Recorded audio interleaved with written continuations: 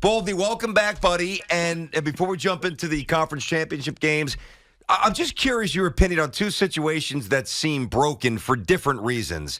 The Dallas Cowboys, you got family members chiming in left and right. The Eagles just imploded, yet both apparently, certainly Dallas, sticking with their coach Sirianni, likely back as well. You surprised no changes there? Yeah, a little bit. I think Nick is safe, provided he had all his coordinators released, two defensive coordinators and his offensive coordinator. So I feel like his guidance with whoever they bring in could help resuscitate an offense that fell apart the last half of the season. And in Dallas, it's just Dallas. I mean, I don't know that I would have brought Mike McCarthy back. Nothing against Mike personally, but they've been a dud in the playoffs, and it's supposed to be about winning playoff games and winning Super Bowls, and they've been a dud in the postseason. So I'm a little surprised right there. One more on the coaching stuff. Actually, there's probably a couple more here, Baldy. But off of that, we saw McDermott fail again with the Buffalo Bills. Would you look to make a change there? I wouldn't, only because they were just so decimated on defense that half of their starters were out and didn't play. They had a couple other guys that were literally right off the street that came in and tried to play against Kansas City in the week before. So I would keep Sean. They just have to – I would just keep chopping wood, and hopefully their defense doesn't just get decimated the way it did this past year. Where do you think, Baldy, Belichick and Harbaugh end up? I think Harbaugh won't get out of Los Angeles with the Chargers. I think that's where he'll end up. And Belichick right now, I think the best bet right now would be Atlanta, although they had a chance to sign him and nothing got done. So if he doesn't sign Atlanta, I don't know if he's going to get signed right now. Yeah, and listen, I was reading it, so, not like it was a tweet. It was an article. It was somewhat of a reliable source, but there was a thought that not everybody in the Falcons building was down with Belichick coming in. And my question would be, why the hell not? Well, who are those people? They didn't identify. Yeah, they didn't identify. Are we talking about secretaries or we're talking about... No, I'm talking about bowl boys. No. No, but I'm just saying, Arthur Blank's going to make that decision. Arthur, I know Arthur very well. I've consulted with him on different things over the years. He's 81 years old. He wants a championship in Atlanta. He's done so many good things in Atlanta. He'd like to put a championship in his stadium, Mercedes-Benz Stadium. And I would say right now the guys that are out there, Bill Belichick would have the best chance of doing that if they could get the quarterback situation figured out. All right, we're talking to Brian Baldinger. Insider Calls brought to you by Old Spice. Gentlemen's Blend Body Wash providing exfoliation plus 24/7 moisturization because men have skin too. We were doing this a little bit yesterday, and we didn't completely agree, me and Sal here, but how would you put in historical context the start to Patrick Mahomes' career? 6 years, 6 AFC championship games. How do you place that? It's legendary. I don't know, if it's up there with Montana and Aikman and, Bradshaw, whatever. But, it's legendary what he's doing. And it just added when he went into Buffalo and took that team apart and won that game. We were looking at one of the greatest of all time in real time. We don't have to wait to the end of his career and then look back and go, oh, yeah, he was. Yep. We're watching it. We're watching it every year right now. And they said, well, he couldn't win without Tyreek Hill. Well, they won a championship, without him. Then, literally he threw a ball to start the third quarter last week to Marquez Valdez-Scantling. We know he's got hands like feet. But Mahomes literally threw it between his helmet and his shoulder pad. He couldn't drop the ball. It was stuck there. The guy's just the guy's just amazing. And the one skill I was really admiring in studying this week is he's got unbelievably fast eyes. Meaning, if he runs a bootleg and he turns around, his ability to locate the receiver and put the ball in the exact location is as good as anybody I've ever seen. Baldy, how do you explain I don't want to say the switch was flipped with Kansas City, but they are playing their best football now. They finally, they were running the football. They look different, physical defense, all that stuff. Pacheco is a beast running it, but they didn't look like vintage Chiefs offense, especially because the receivers are dropping balls left and right regular season. Now all of a sudden, Kelsey getting involved. You mentioned it. Rice has turned into a player. How is Kansas City turned it up another notch when all regular season long they were kind of pedestrian. Yeah, well, I mean, they do have Mahomes, so he's always going to give you a chance. Rashee Rice was a rookie, and he doesn't look like a rookie anymore. Like, they go to him, and they're leaning on him, and he's catching the ball. And then Kelsey looked like Kelsey last week. You know, I mean, he runs these 7 routes, these long, deep corner routes, and, you know, you watch him in pregame warm-up, they must run that route 15 to 20 times every pregame. Like, it's just a fact. And they caught 2 big passes and one of them a touchdown on it the other day. And then when Pacheco was out, they didn't run the ball good, and he missed a couple of games. And now he's in, and he's a difference maker. They're really good at blocking inside the interior with those 3 guys, Tooney and Humphrey and Trey Smith. And that dance that he does with Pacheco now, I don't know that one guy could tackle that guy. What I know you break down the film all the time. I don't know if you've seen this. What'd you think of the Kelsey Hart celebration to Taylor Swift? Well, I mean, that's that man's love right there. You know, I mean, that's right. He found his love. I mean, he's just showing her, and letting the whole world know what he thinks about it. Exactly. Nothing wrong with that, Baldy. You know, nothing wrong with that at all. Oh, come on. That was a little soft for me, but whatever. I like Taylor Swift. I like Kelsey, but I thought, you know.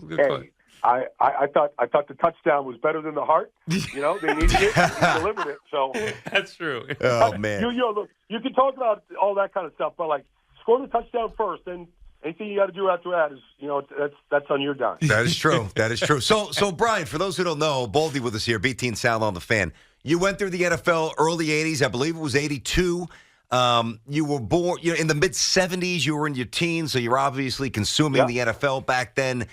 What do you think it would mean? You've watched it a long time. What do you think it would mean for the Lions to get to the Super Bowl? And even if they win, but just get there. I remember when Philadelphia broke through and won 5 years ago. Like, I ran into people in Hawaii that were still crying tears of joy. You know, like a month later, you'd see them in a coffee shop in Maui or something, and tears were still dropping. I mean, you saw the stars that have it, whether it's Bob Seger or Eminem, anybody that has a connection to Detroit, they're all there. Yep. They all want to be a part of it. And so what happens is, like what happened in Philly is, you go, all I want to see is a championship in my lifetime. And you're like, I want it before, you know, my grandfather passes or my dad passes or whatever it is. And you get that moment and, like, you just break down. Like, the emotion is so great. And everybody is collectively feeling like that in Detroit right now. And I remember Joe Schmidt and the team that last won, like, in the 50s. A couple of those guys are still alive, but, I mean, that's how long it's been, you know. And most of us, you know, in our lifetime, we've never seen Detroit win anything. No. So we're all kind of getting up there, you know. So it'd be an amazing accomplishment. You think they could do it? I mean, Purdy's, you know, Debo's banged up. Can they win this game? Yeah, they can win it. I mean, I think San Francisco's a better all-around team. But one thing about Dan Campbell, and this is something all coaches should look at, like, he never stops being aggressive, ever. And so sometimes it backfires. But it says the message to the team is, we're here to win it all. We're not here to have a winning record. We're not here to win the division. We're here to win it all. And if you want to win it all, this is how you have to play the game. You have to take chances. And I believe they have the right mentality to actually do that. And they have so much youth that is so good, so early, so fast. Hutchinson and, you know, Gibbs and all these guys, Laporta, like, they're so good, so young. They don't know that they're not supposed to do this so early in their careers. Like, they have all that going for them right now. It would kind of shock the world, but I'll be rooting like hell for it. Love to see the Lions get themselves to the Super Bowl. BT and Sal, we're talking about Brian Baldinger here. Baldy, we haven't mentioned the MVP of the league, or likely MVP of the league, Lamar Jackson. You know, I felt like this after watching them against the Niners, that if he stays healthy, I don't think that they could be beat. If everybody plays their A game of the 4 teams that are left, I can't see Baltimore with Lamar playing the way that he's playing being beat. How do you view the Ravens right now going to this championship game against Patrick Mahomes and, you know, maybe arguably the greatest ever? So, you know, look, I think the Ravens are the best team, and for all the reasons that you just mentioned. And their defense is it's a conundrum to every quarterback that plays against them. But I would never bet against Mahomes. So, like, I have like I'm on both sides here. But I think the Ravens are the most complete team. And Lamar, he's just impossible to defend. And you're like, all the weaknesses that he once had, like if you want to blitz him, he knows exactly where the read is to go with the ball when you blitz him. If you don't account for him in a passing game, he'll take off and just cut you up, run right up the middle. He can extend plays better than anybody. And now he's got like this laser accuracy about him. So there's no weakness to his game. And if they want to throw it on first down, play action, it works. If they want to run it and pound it like they did against Houston for 220 yards, they could do that. Like they're a complete team, and they're the team to beat right now. I think Lamar's got the most pressure of anybody. Coach, player. He's going to get second MVP, like Sal said. You know, there comes a point you get to those mid-20s. If you're that guy and you have a chance, you got to. They're better, I think, on paper than their opponent. Who's got more pressure than Lamar? Nobody does. Like it's all on him. Like they gave him the big contract this year. There was question whether they were going to sign him. He got the big deal. He's had a great season, but he has a losing record in the postseason. Yes, he played very well against Houston. But if he doesn't play well and win this game, they're going to say the same thing about him. They're going to say, he's not a big game player. But that's what quarterbacks got to do. They got to win the postseason, and they got to win it all before we start putting them and talking about them the way the legends have been talked about. And if that's where he wants to be, and that's where he wants to be, then he has to deliver.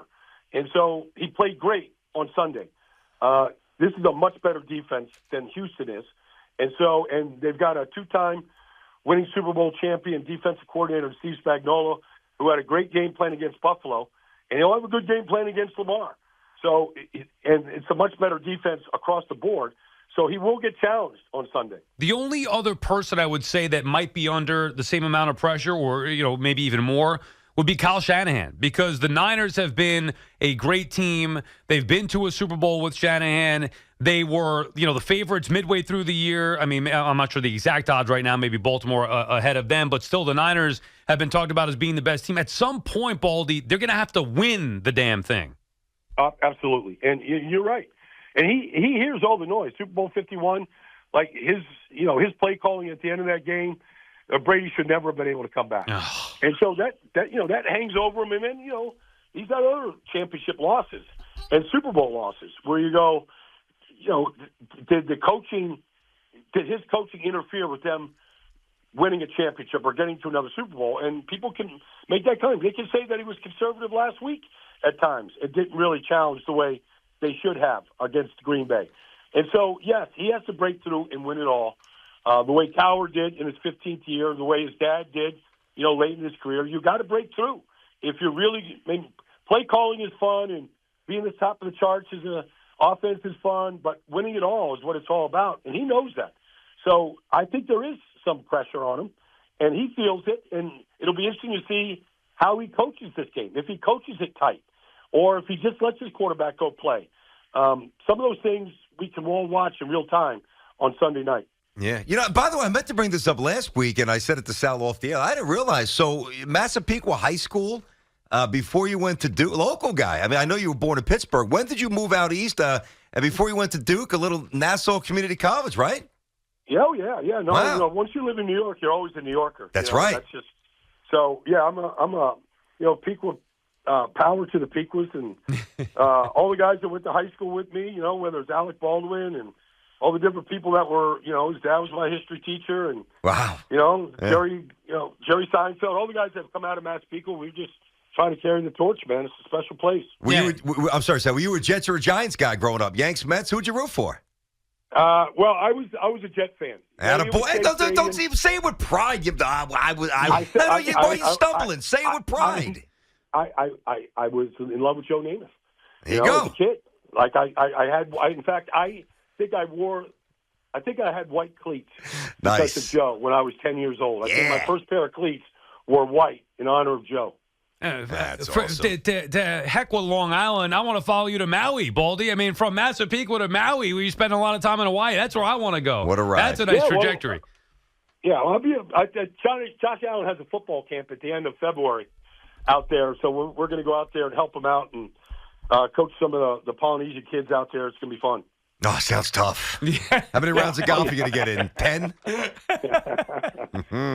It's a good life. I'll just say that. Yeah, you've earned it, dude. I don't want to rub it into anybody. It's all good, man. That's all right. We see the videos. What do you think about it? Brought it up. I'm like, Baldy, yeah, he's breaking down the film during the season. Outside that, he's on the beach. He's swimming with the fishies and stingrays. Sipping Mai Tais. Yeah, right. Anybody can break down cover 2. But can you break down, life in a shark cage on the North Shore of Hawaii? Like, that's a different breakdown. Oh, man. Love it, I know Baldy. you fish, Love it, too. You dude. must be loving it. Have a good time, man. Thanks. We'll get you next week, man. You bet. Take care. All right. Yeah, Massapequa High School.